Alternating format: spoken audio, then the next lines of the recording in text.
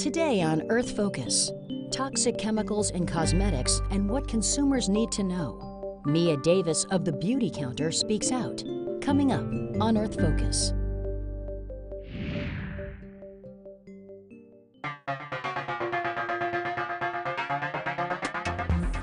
Cosmetics are among the least regulated consumer products on the market.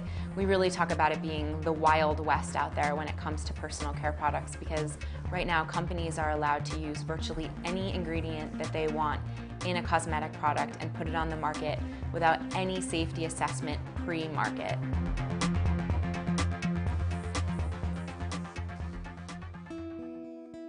So when we talk about cosmetics, we really mean basically anything that you would put on your body. Shampoo, conditioner, face wash, makeup, cologne, aftershave, even baby bubble bath and baby products are in the cosmetics industry. There are about 12,000 chemicals that are used in the cosmetic industry, and there are approximately 80% that have never been assessed for safety. So they've never been looked at for health endpoints like cancer, reproductive harm, infertility. So we simply don't know what they do.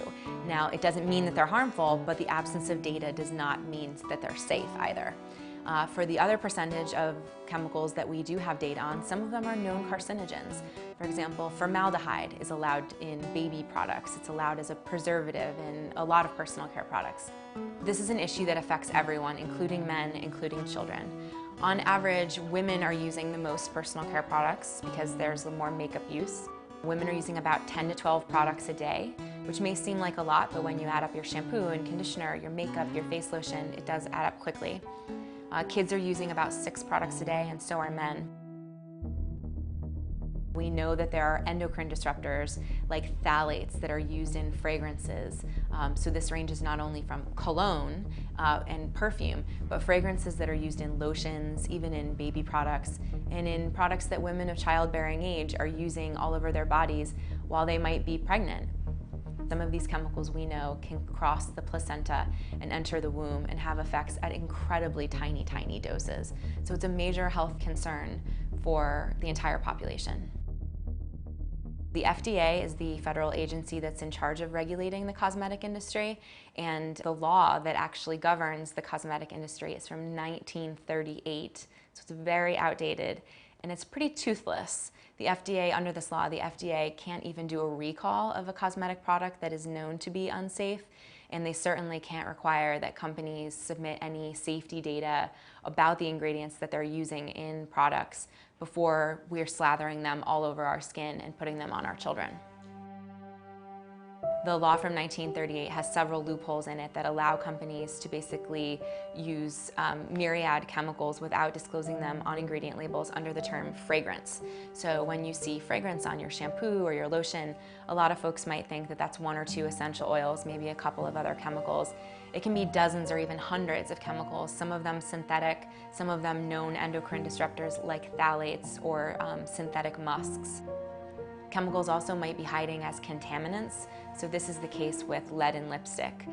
When I was at the Campaign for Safe Cosmetics, we tested several very popular lipsticks on the US market and found that many of them did indeed contain lead at levels that were higher than the FDA's limit for lead in candy.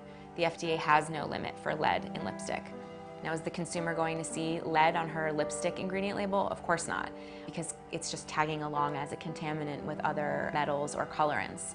And another way that cosmetic ingredients can be hiding on ingredient labels is preservatives. So a cosmetic manufacturer can buy a bulk ingredient, let's use the example of aloe, and that aloe could be pre-preserved with parabens or other preservatives, and the cosmetic manufacturer never has to tell the consumer what that preservative is. So in fact, a product that might be marketed as paraben-free could even have parabens hiding in the other raw ingredients, which is not only a health concern, but it's a consumer right to know concern. And consumers are often going out of their way to purchase products that they believe are better for their health by having free of statements, free of certain chemicals. And we're finding that that might not be the case. Consumers shouldn't have to have a PhD in toxicology to decipher their cosmetic ingredient labels or any other ingredient labels for that matter. Right now, I think the consumer is really at a loss to know what these chemicals are doing to their bodies, to the environment, to the health of their children. And, you know, it should never have to be this way. We should be making sure that chemicals are assessed for safety before they're put into these products in the first place.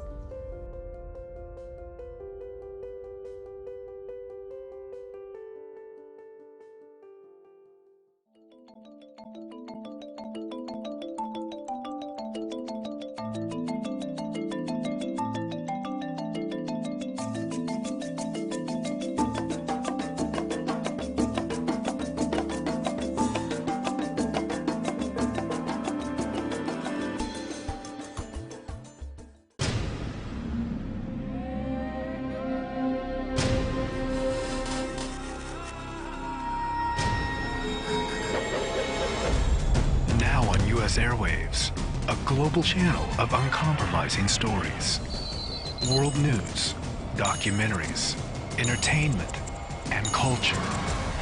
LinkTV, connecting you to the world. For more information, visit linktv.org.